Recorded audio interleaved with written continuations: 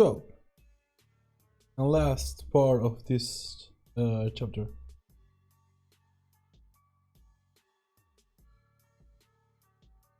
Ben awoke with a gasp. The dream of the mummy still on him, panicked by the clothes vibrating dark all around him. He jerked, and the root stopped boring him and poked him in the back again, as if in exasperation.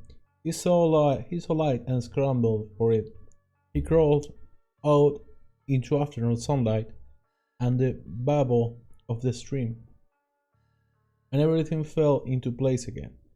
It was summer, not winter. The mummy had not carried him away to its desert crypt. Ben had simply hidden from the big kids in a sandy hole under a half-uprooted tree. He was in the barrens.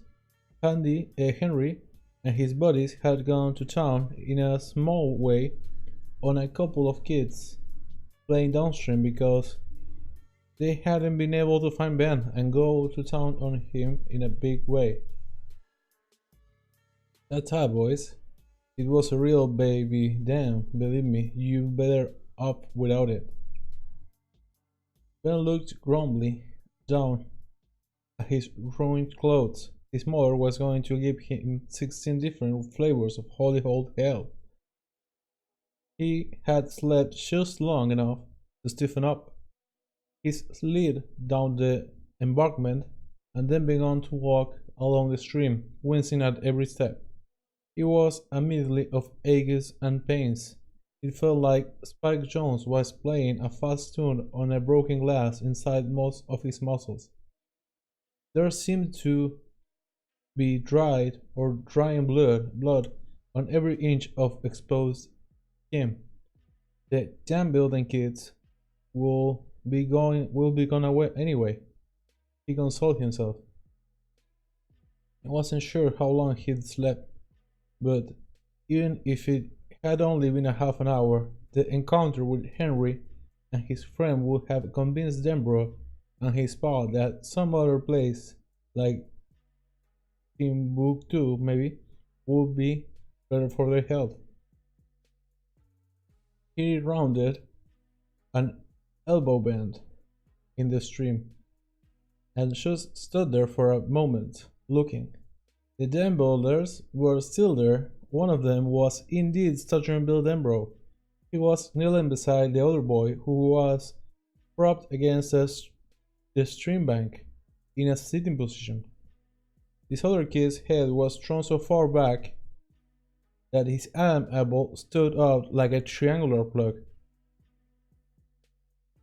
There was dry blood around his nose, on his chin, and painted along his neck in a couple of streams.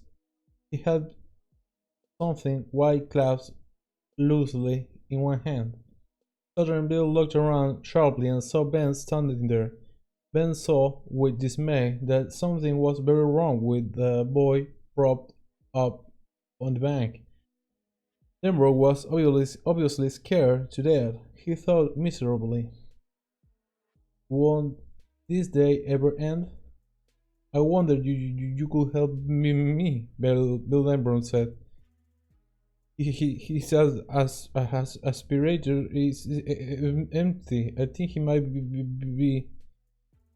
His face froze, turned red. He dug at the word, stuttering like a machine gun.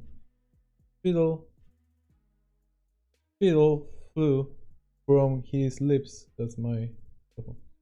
And it took almost every 30 seconds, word of before Ben realized Denbrough was trying to say the other kid might be dying. Right? This was a short one. Remember, you're watching this on my stream. Exclamation point it_2.12. I'm gonna give you the link to this YouTube video. If you're watching this on YouTube, remember to subscribe and hit the notification bell button. See you guys tomorrow with another video. Bye.